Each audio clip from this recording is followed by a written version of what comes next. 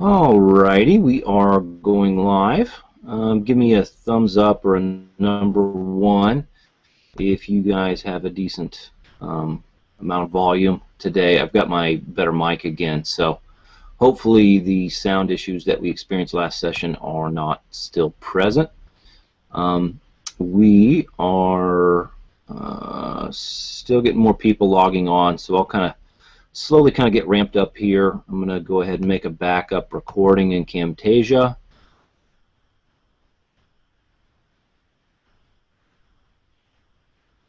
All right.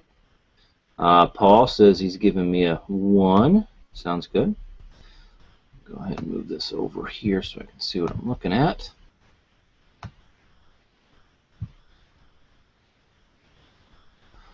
Brian's asking me about the sauna. Yeah, it's actually a good time of year still in Phoenix, Brian.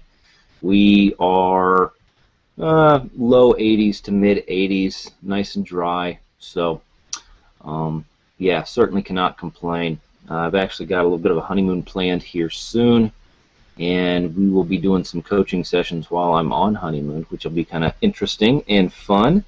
So we'll have some yeah, next week, actually, probably starting on possibly Sunday. I'll be away from home, but we should be all lined out for schedule and stuff. So I will update some coaching times for next week just because of that, but I'll get you guys some heads up on that so you guys know exactly when I will be running those sessions. Okay, good stuff. We got a question here from Mary. I'm building a personal injury lawyer or attorney lead gen site for truck accidents. What would be a fair cost per lead to charge in your experience? Mary, on something like that, I really don't work with lawyers that much. I don't have that much experience with it, but I do know that kind of that pricing structure that I go through in that 60-day day job killer series takes into account a lot of different niches. That's one of the reasons I really wanted to include it there, because if you can get an idea of the breakdown of the client cost, like an average cost that a client would pay or bring into that business, you can kind of back into a reasonable number to charge for those leads. On attorneys, you know, something that specific, you actually would probably be able to get a pretty good impression of what a typical client would be worth to that business. So, you know, the more general the keyword is, the harder it is to use that specific, I guess, technique to figure out what your rates are going to be or what you would charge per lead. But with a specific type of lead generation that you're going to do like this, I would still think that using that kind of methodology to figure out your costs would be appropriate. You know, what you're going to kind of start with is your cost per click for the keywords that you are ranking for, and then, you know, take into account your conversion and, you know, the likelihood that somebody who comes to that law group is going to actually sign up and use them.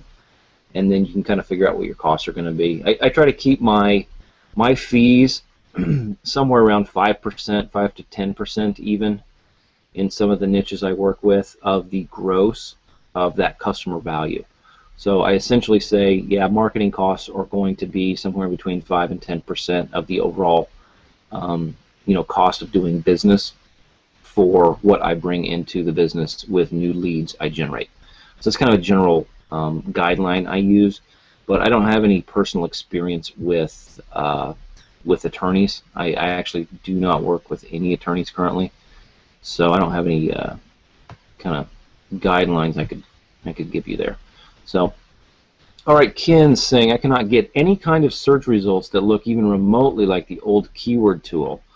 Had multiple columns and a long list of results in various categories. Could you go to Keyword Planner, do a sample search, so I can follow through with what you do to get the results that are meaningful? Yeah, Ken, that's actually probably a good thing to do, because I know a lot of people are used to the keyword tool, and with the new way that the Keyword Planner is laid out, I know it's different. So bear with me for a second. because this is not something I have done for a little while. And just to give you a little bit of insight there, Ken, the reason I have not used it recently is because I use something called Market Samurai, which utilizes the data from the keyword planner, but it has a very familiar and easy to use interface. So it's a one-time purchase of like $67 or something like that. Good grief, we're gonna have to sign in here to do this even. Let's see what we can come up with.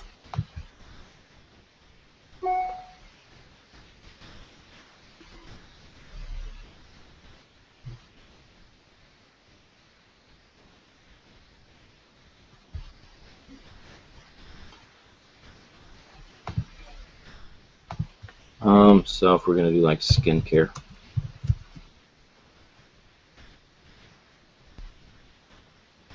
we'll leave all that alone. Ideas. So this is what's coming up here, Ken.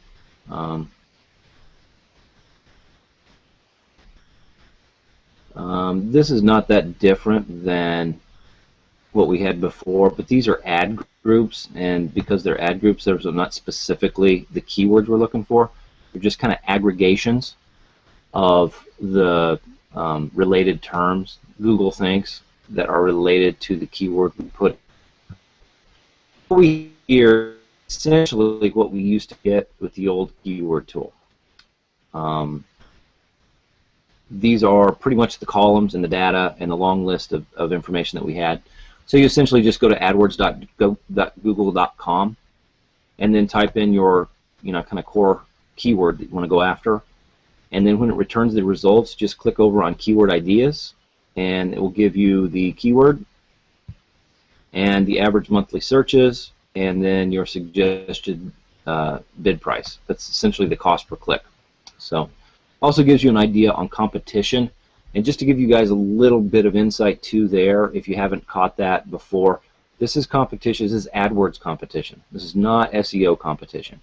Many times they're related, but not always. So just take that into consideration if you are relying on that for an indication of how difficult it would be to rank for those keywords. So, okay. Mary says, thanks, cost per click ranges from 33 to 154, so I think it should turn out to be a pretty healthy keyword. Yeah, absolutely, Mary. To give you an idea with some of the specific niches that I'm in, if I've got a cost per click in the $35 range, I'm usually charging $80 per call. If it's just a straight up, they pay me when the phone rings kind of thing for leads. With those attorneys, you might actually be able to get some different pricing structures if you're interested in doing that, to do some kind of revenue share or something along those lines. I'm not sure though. I know lawyers have some kind of specific rules that they have to follow in their marketing and in how they can structure their kind of revenue share and things along those lines, and that's just kind of third-party information I've heard from other people who work in that niche. So, yeah, I think you would probably be able to generate upwards of $70 per call, based on a $35 cost per click. So if you're up at 154, you're able to generate, I would think, a couple $100 per call at least. Okay, Brian, Mary, responding to Mary on one of the training videos in the members area on monetization, someone said they use a 10x cost per click for what they charge per lead, so that assumes 10% conversion rate on the website, which really shouldn't be that hard for someone to pick up the phone on a targeted keyword. Yeah, that would mean like if at a $12 cost per click, they would get a $100 cost per call, which is, yeah, that's reasonable to think about. I'm usually a little more conservative, I guess, on the pricing than that example, but that example makes sense, Brian. I would not find any fault with starting there. for negotiations on prices.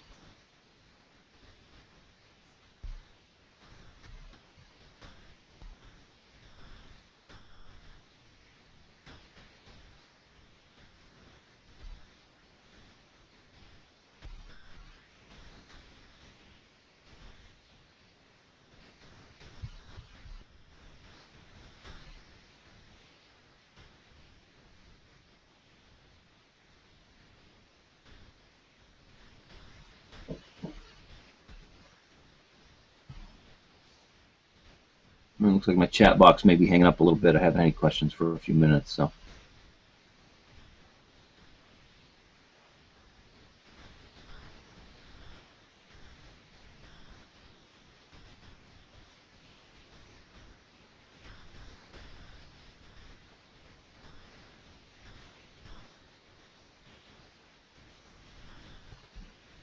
Yeah, Brian's got a really good comment there.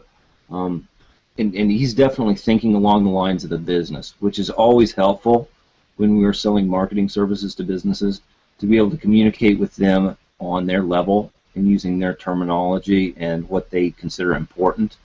So he's talking about the lifetime value of a customer. And many times when you deal with a lawyer, you will actually wind up, having that lawyer in some fashion work on more than just one thing for you. So the lifetime value of a customer would be higher than the initial sale value. A lot of times the internet marketing or information marketing world works that way as well. So, it's pretty easy to make a, $19 sale for some kind of an information product or tutorial or a little piece of software. And you can actually sell that at a loss because you know that the customer that you just acquired, essentially by selling that affordable piece of information to them, will wind up buying more from you in the future, or will get on your list and you can sell them other people's things and stuff along those lines. So yeah, some business understanding or acumen goes a long way toward not only understanding what you can price your services at, but also how you can talk to and sell businesses your services. So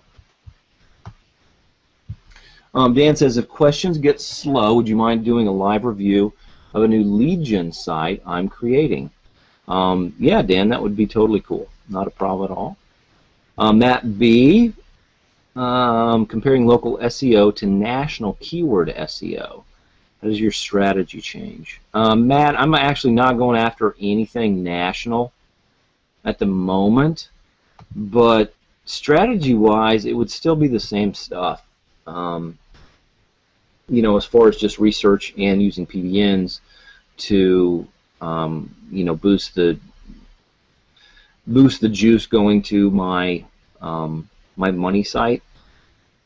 With national, one of the things I am starting to it's a plan at the moment, I haven't put it into place, is focusing on construction SEO, because that's what I do primarily, and construction lead generation. So in a situation like that, what I will do is probably heavily leverage the domain authority of some of the Web 2.0 properties like LinkedIn or even Facebook and YouTube channels and things along those lines to get as much high domain authority sites that are pushing good link juice to my money site as possible.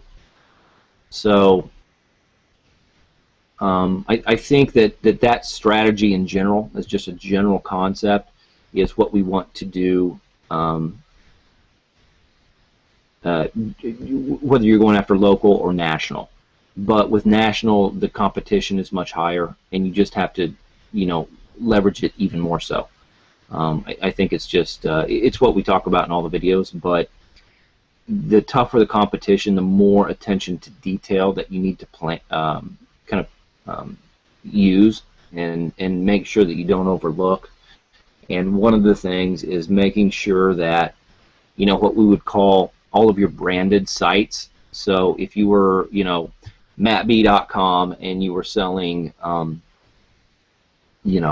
real estate SEO or whatever, you would want everything that was related to Matt B you know, whether it's your money site, your Facebook page, your Google Plus page, all the YouTube channel, your LinkedIn profile, all that kind of thing, to work together in consort so that they're all branded the same. You can then kind of leverage that with the ability of what we can do with backlinks from our PBNs to really boost those rankings.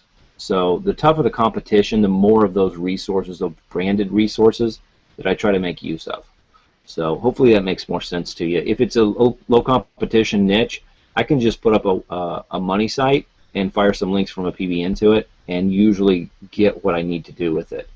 The more competition there is, I usually rely on more and more of the branded, associated kind of accounts that you can set up with either Facebook or Google Plus or YouTube, and kind of put those all together in a conglomeration that that works with what we know about domain authority and links and backlinks and things of that nature to make that all work together.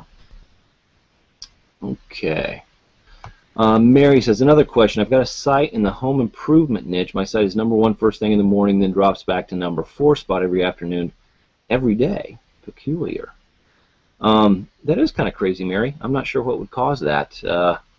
Yeah, Google's kind of interesting with when things make their moves. You know, and the thing is too that every access point has a little different version of what they see in the SERPs. For instance, if I'm looking at search results for, you know, roofing contractors in Phoenix, I actually might get different results here in Phoenix than someone would if they were looking for that exact same search term somewhere else.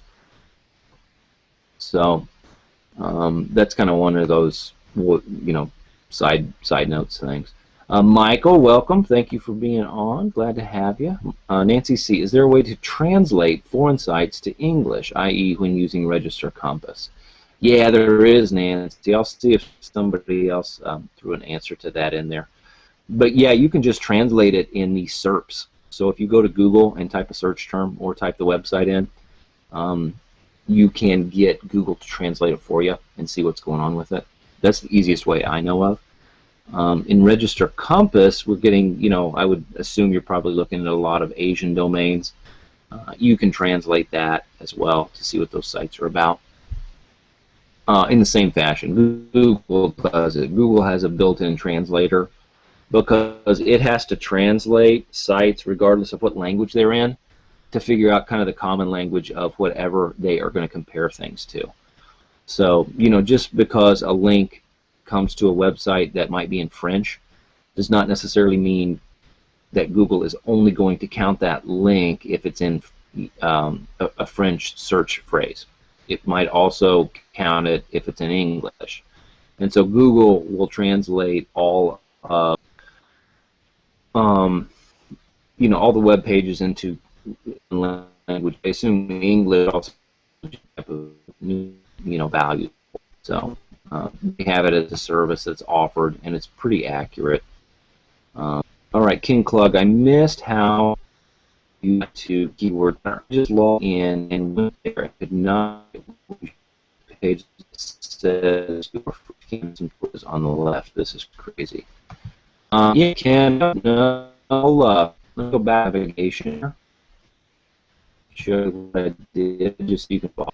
So when I went to AdWords, google.com/keyword planner, there's just an option to sign into AdWords. And then once that's done,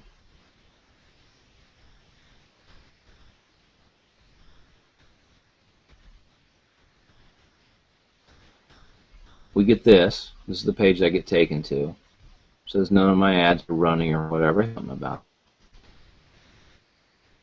first campaign with some choice. This page. Yeah, you're getting a different splash page after you land in here. So let me just do. Let me.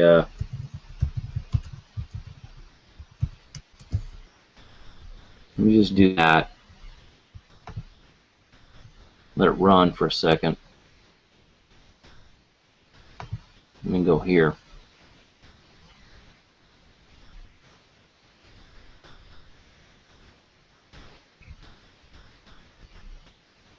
Yeah, I may have some issues with my internet there. I'm just going to grab this. If I can paste it. Whoops.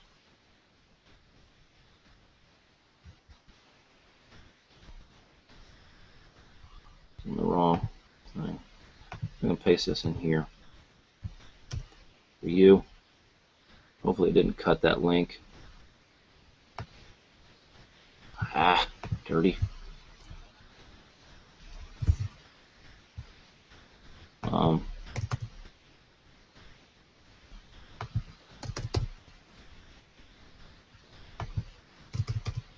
Okay, I put some spaces in there. Hopefully this does not recognize it as a link again.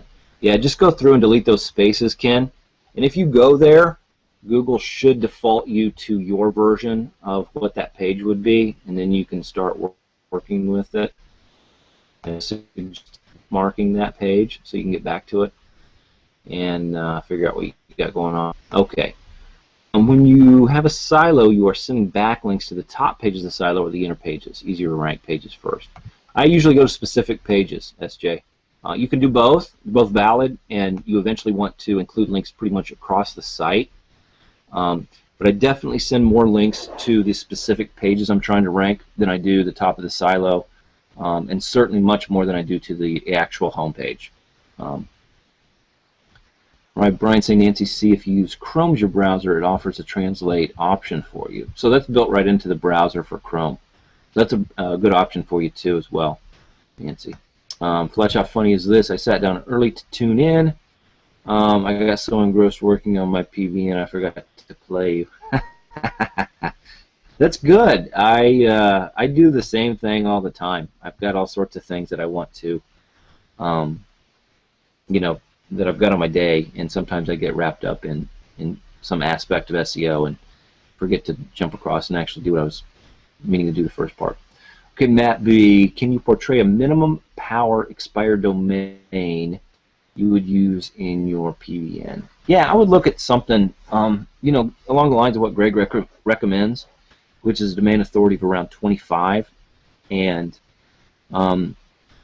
if it's got a domain authority of about 25 with, you know, really about 8 good links, it's usually worth going after. You can go after things less than that, and they will help. But you get EA of 25 with 6 to 8 links on it. That's a very reasonable site to go after to set up a PVN on.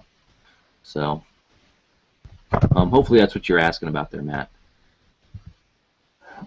Aside from that, the reasonable good links I would look at are, they're all going to be from, you know, probably domain authority sites of 40 or better, and they're going to have page rank. So that's kind of what I look at the moment.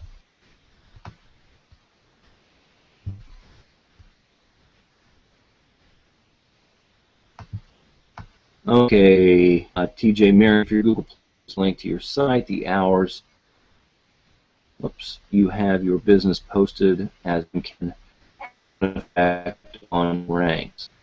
Oh yeah, that's true, especially in that 7-pack for local results, TJ. That's a good piece of insight there.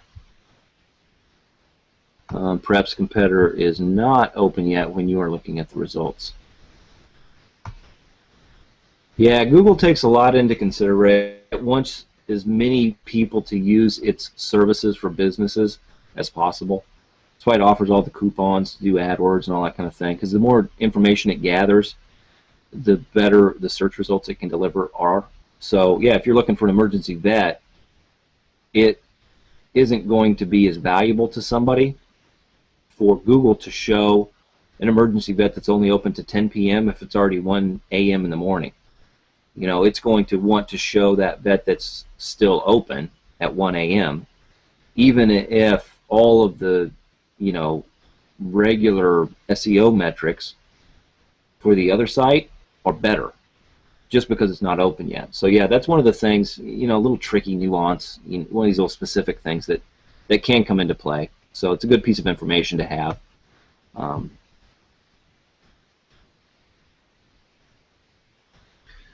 Okay, Paul F. Ditto on the Hangout. Voice is breaking up, and every now and then screens drops back to a pic of you. Okay, you sound like a robot, and it keeps coming in and out. All right. Well, not sure what that's about. We had some good feedback early, so maybe we've got some sunspots or something like that going on. Okay, Mary TJ, interesting observation. So maybe my online competition kicks in when their doors open. Yeah, it's possible. Paul F, analyzing my local area for logical niches. I live in a mountain lake resort, and real estate is perennially the top industry. When I look at search, top 3 results are Trulia, Zillow, and Realtor.com. Do I stand a chance? Depends on the keywords you want to go after, Paul. Yeah, we actually talked about this. It's in one of my earlier recorded office hours sessions. I think I was actually working with maybe Stephen Toomey, who would ask a question about that exact thing. And it depends on the keywords you want to go after.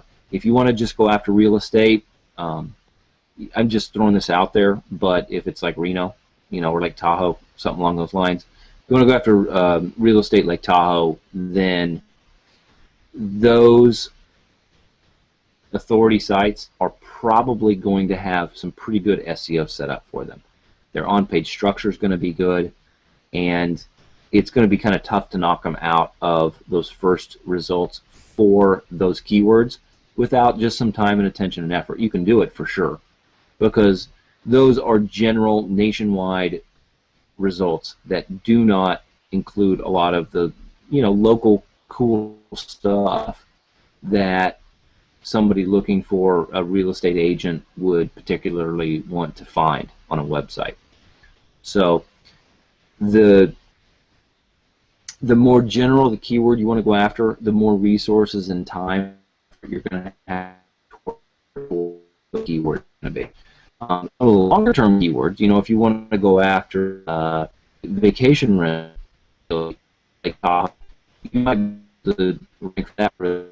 So I assume that you put that ranking, you're talking keyword. Yeah, you can results, but the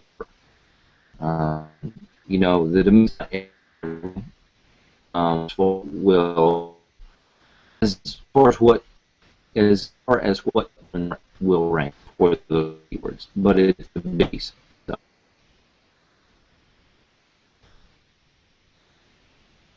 Oops.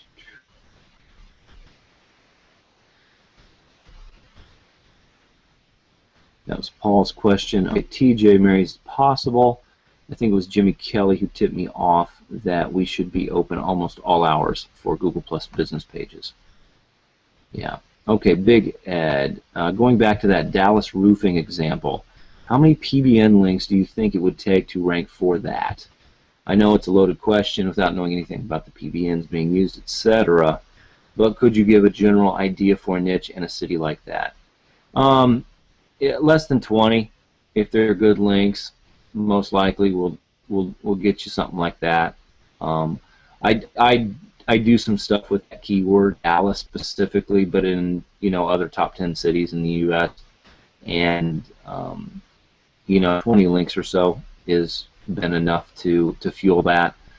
I usually try to incorporate some other branded sites with that though, and that means I've got YouTube channels set up and things of those along those lines for keywords like that, because even though they're not big and high competition, they do get a lot of local activity. So I try to take into consideration those types of things, but and that's just as I'm sure you know, ballpark, but less than 20 should get those kind of rankings few. I'm also very site with 20 links in the first week, and that sites with 20 links over the first 8 months are going to give different results in a different. So that's the kind of X factor. I usually try to go recently, even slower than what Greg recommends, and I've had good great long-term results with that, but it does mean you have to be kicked ranking. Thing I cannot page in planner, but I can make place in searching. Voice effect with just yeah, put that in your browser, can and see whether or not it will navigate you to a single page. I don't know exactly which is it may be that you don't have an AdWords account set up. You need to do that. An AdWords account with that will let you. George S.F. Fletch by Yelp requested a ton of it on the businesses. Next to that we use it internal. Yeah, I wouldn't doubt that. It's kind of an interesting company. They don't try to do SEO. They try to be what they decision engine. So their hope is that people will, do research on companies or on products, but then come to you to figure out what you need to do business with. That's their whole business model at the moment. Mary theory, I have a client who is in an online war with his local competition. Okay, theoretically, if I buy an expired domain and higher PR, higher name pay, more better quality pages, we should be able to outrank the competitor, old domain too. Yes. Yes, that's accurate. And of those three things you listed here, this is your song. Pick is going to be a set of your domain. So I would definitely try to pay attention to that DA if you're going to buy an. That's going to be a big key. TJ is a superstar. He's awesome. Hey Fletch, not sure if my connection is bad, but you are cutting out pretty bad. Sorry, Michelle. Sounds stretched. Okay. Yeah, I don't know if it's on its end. It's on. Michelle, I believe I have the answer from the group. How I just confirm I understood it right. Can you confirm that there is no benefit to building your PBN sites on hosts based on the country you are in, i.e. I don't know if there's no benefit, Michelle, but it does not have to be the case. So, most of the time, I have my host set up in the US. I target keywords and get away from that to a reasonable degree.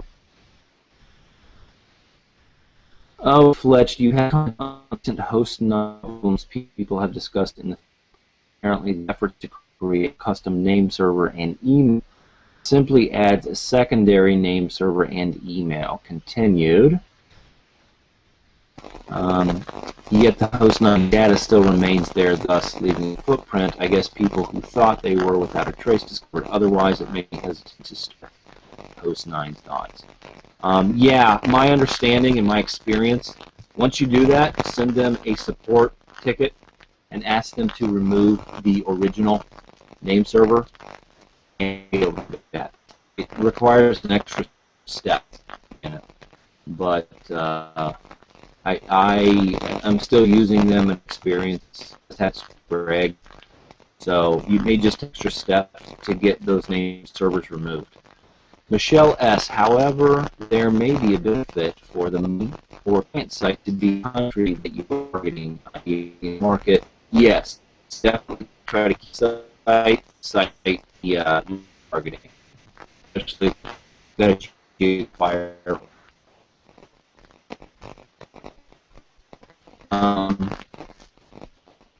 But yeah, if you want to some of your sites in US or your PN, I think that would be it. Sylvia, I'm just going today with I think everything's good, but yeah, we'll talk.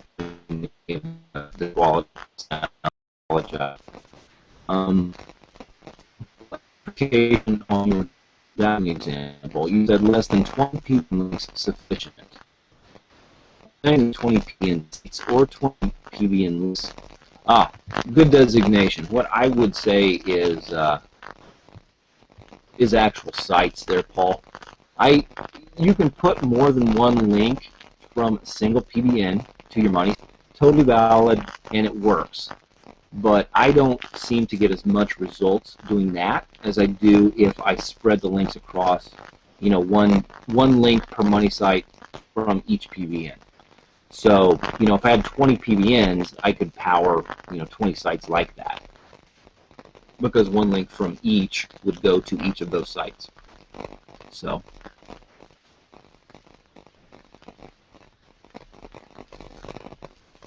yeah, evidently we're having some trouble with sound today, guys. I apologize about that. We can potentially, I'm trying to think if there's another way I can, yeah, if I log out of this, it will end the broadcast, so I don't want to do that. See if there's anything else eating up bandwidth on my, kill that, kill this, what's this, kill that, this. Alright, I had some stuff going on in the background. Maybe that was causing problems, guys. Hopefully that will smooth things out. Let me go back over here to the page where we were. Yeah, George is saying ditto on the cutouts. Ken, what I was saying is if you do not have an AdWords account set up yet, you may need to do that in order to get to the keyword planner tool that they have currently. So I don't know where you are in the process, if you've done that or not. But if you have not done that, that may be the next step that you need to take to get to that page I was having. Okay, Brian, Mary, you could also do the social domination strategy and rank your clients' Web 2.0 social sites. Yeah, that's a good strategy as well. Michael K. Fl1T0Ch, something wrong, buddy, cutting in and out. Yeah, I don't know what's going on. Connection is just about useless, so I'll try again on Thursday. It keeps going in and out, mostly out.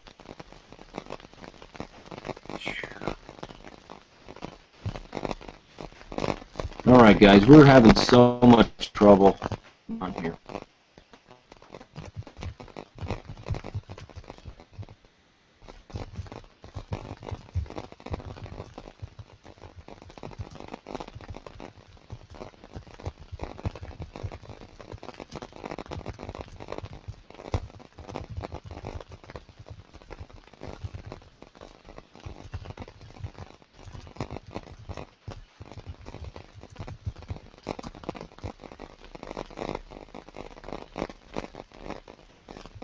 Alright, Google, yeah, George is saying somebody that Google has found me and is throwing some wrenches in my gears.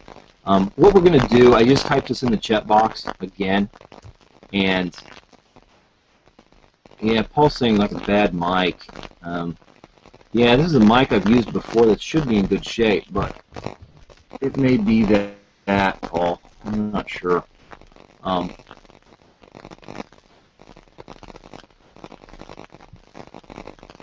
Yeah, I'm gonna, you know what I am gonna do is change the mic and see whether or not that changes things at all. Just use the built-in. So I switched my mic there. Hopefully that will change things up a little bit more and give you guys some good stuff. What I might do though, if we don't have any, if we're still having difficulty with this, what I will do is open up just email and respond via email for any questions. With questions that they have to wait for another 2 weeks to get into. Yes, those are the questions we want. That is doing this just prior to coaching, look up and you assume and wrap up that. Yeah, George, I think it's just one of those days of having luck with these things. talking GSA back. I did see that too, Brian. Okay, yeah, we're having a lot of frustration with the people who are asking questions and not getting great answers. Yeah, Josh, you're saying the new mic is the same way. We're going to just go ahead and wrap up today then, guys, because it's just not, it's not in the cards for us. I'll get this figured out and see if I can get the tech from AT&T to come out and, or not AT&T, Cox, to come out and figure out our internet connection. I do apologize for that. Hopefully we got some value. Yeah, we can book too, Drew, if you guys want to do, you know, kind of a face message session. That's totally fine. It's a quicker back and forth. So we'll wrap up the broadcast here, and